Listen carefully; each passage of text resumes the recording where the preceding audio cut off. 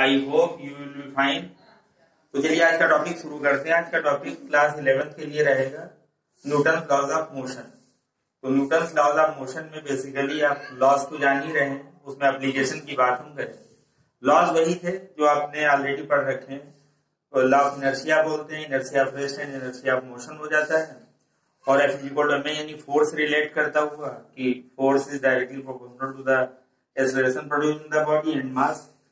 और इसको rate of change of linear momentum that is equal to force भी बोलते हैं, delta P by delta T, और प्रोपोर्शनल टू फोर्स के होता है। तो delta P by delta T is equal to F हम लोग बोलते हैं। और थर्ड जो था वो law of action and reaction का था, यानी reactionary force balance by the actionary force. जो एक्शन का फोर्स होता है उससे रिएक्शन बैलेंस करती है। तो ये गेट टुगेदर में चलते हैं साथ ही साथ। आज हम उन्हीं पे आपको एप्लीकेशन की बात करेंगे, न्यूटन लॉज ऑफ मोशन में उसके एप्लीकेशन की। तो बेसिकली दो तीन तरीके के खास एप्लीकेशन है।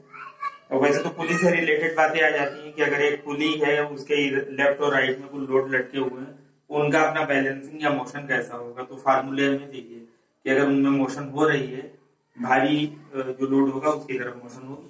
तो अगर मोशन हो रही है तो उसमें फिर एक्सेलरेशन क्या प्रोड्यूस हुआ, जो स्ट्रिंग जिससे बांधा गया उसमें टेंशन क्या प्रोड्यूस हुई।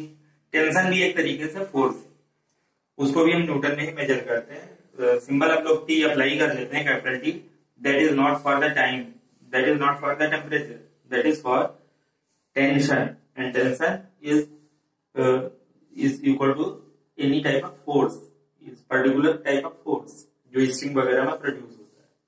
तो इसको न्यूटन में ही मेजर करते हैं। इसी में एक हॉर्स कार्ड प्रॉब्लम भी एक क्लास 11 में टाइटल चलता है कि किसी कार्ड को जब हॉर्स पुल करता है तो उस समय पे फोर्स का आपस में क्या एक बैलेंस होता होगा, इंटरेक्शन क्या होता होगा। तो हम सभी जनरली जानते हैं कि अगर हम आगे को अगर दौड़ना चाहें तो अपने लेग्स पे हम सरफेस को, जमीन को किधर पुश करते हैं, पीछे। यानी वो एक्शन हमने लगाई जमीन पे पीछे, और उसका जो रिएक्शन मिला उससे हम फॉरवर्ड यानी आगे बढ़ रहे हैं। तो हर एक्शन का एक रिएक्शनरी फोर्स होता है। यही हार्स कार्ड प्रॉब्लम में देखना चाहेंगे तो इसके एक एप्लीकेशन हम लोग लेते हैं, हार्स कार्ड प्रॉब्लम।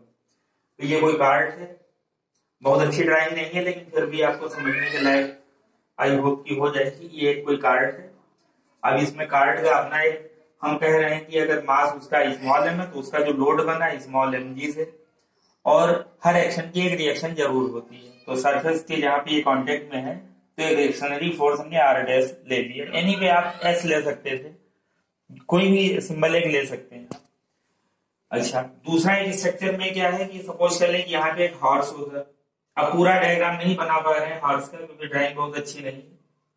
यहाँ पे एक हॉर्स होता है, इमेजिन कर ले कि हॉर्स होता है, उसका ये नेक का हिस्सा है जिसमें ये एक स्ट्रिंग बंधा हुआ है और जान लो कि कार्ड के साथ में वो अटैच है। ये तो फील करें कि ये, यानी जब हॉर्स आगे को फॉरवर्ड जाना चाहेगा तो लेग पे ये पीछे की तरफ में पुश करेगा। यानी ये फोर्स एफ जो है वो लेग के थ्रू कहां पे लगा है, सरफेस पे, यानी जमीन पे लगा है उसने एफ। ठीक, तो उसी की रिएक्शन इसको मिलेगी जिसकी वजह से ये आगे बढ़ेगा। यानी एफ और उसकी रिएक्शन जो हो गई आर, ये आपस में बैलेंस एक दूसरे को कर ले जाएंगे। ठीक है, तो एक रिएक्शनरी फोर्स यहाँ पे अगर आर ले रहे हैं तो यहाँ पे थोड़ा हटके कैपिटल एस ले सकते थे या आर पे डैश लगा, इसलिए वहां पे आर डैश ले लिया। दूसरी बात, मान लो कि जो हॉर्स का जो वेट है वो और जो कार्ड का था वो एक जैसा तो लेंगे नहीं, उसमें स्मॉल एम ले रहे हैं तो यहाँ पे something different, small M dash ले सकते हैं या कैपिटल एम ले लिया। तो mg यानी वो उसका वेट हो गया। अब यहाँ पे जैसा कि फोर्स का बैलेंस हम आप हमेशा से समझते आए हैं तो वो जरा देखना पड़ेगा। If this is the reactionary force R, तो we have to break it into two components. इसका एक हॉरिजॉन्टल कंपोनेंट ले लें और एक वर्टिकल ले लें। तो हॉरिजॉन्टल कंपोनेंट ये रहा, सिंबल कोई भी दे सकते थे लेकिन हॉरिजॉन्टल वाले को हम कैपिटल H ही दिए थे। तो R का एक हॉरिजॉन्टल कंपोनेंट आया H and the other one is the vertical component B।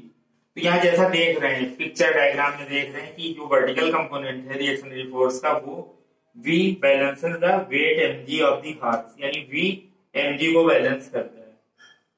ठीक, अब H की स्टोरी देखें। H के साथ में क्या है हमारे पास में कि H फॉरवर्ड डायरेक्शन का है तो अगर हॉर्स आगे की तरफ जाएगा तो स्प्रिंग में वो टेंशन पीछे की तरफ में लगाएगा, ठीक है, यानी खिंचाव उसका पीछे की तरफ में मान के चलेंगे। तो उस तरीके में अगर हम देखें तो एच और टी आपस में एक दूसरे के लिए रिजल्टेंट बनाएंगे, तो रिजल्टेंट कितना रहेगा, एक डायरेक्शन का होता है ये और ये, तो एच और टी ऐड हो जाते हैं, तो एच प्लस टी लिखते हैं। तो अगर हॉर्स आगे को जा रहा है तो स्प्रिंग में जो टेंशन लगेगी यानी टुवर्ड द कार्ड लगेगी, कार्ड के लिए जब पुली वगैरह पढ़ेंगे तो टेंशन जो लगेगी टुवर्ड द पुली लगेगी, आप ध्यान रखें, tension is toward the pulley, when two loads are hanging over a pulley then tension is always indicated toward the pulley. तो ठीक उसी तरीके से समझ लो कि टेंशन जान लो कि उस चीज का अपोज करवा रही होगी। तो अगर हॉर्स इधर में है और स्प्रिंग अगर खींच रही तन रही तो यानी एच फॉरवर्ड जाने का है, तो उसमें प्रोड्यूस हुई टेंशन जो है वो कार्ड की तरफ होगी यानी टी, तो नेट फोर्स जो हो जाएगा वो एच माइनस टी हो जाएगा।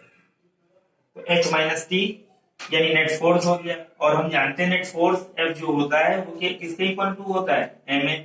तो नेट फोर्स एफ जो वहां पे बना वो कैसा बना, एच माइनस टी जैसा बना। तो हमेशा इस स्टाइल में लिखा जाता है R minus M G is equals to M A style पे, यानी अगर ये लुक एक देखें तो फोर्स का रिजल्टेंट लिखने का ये ढंग है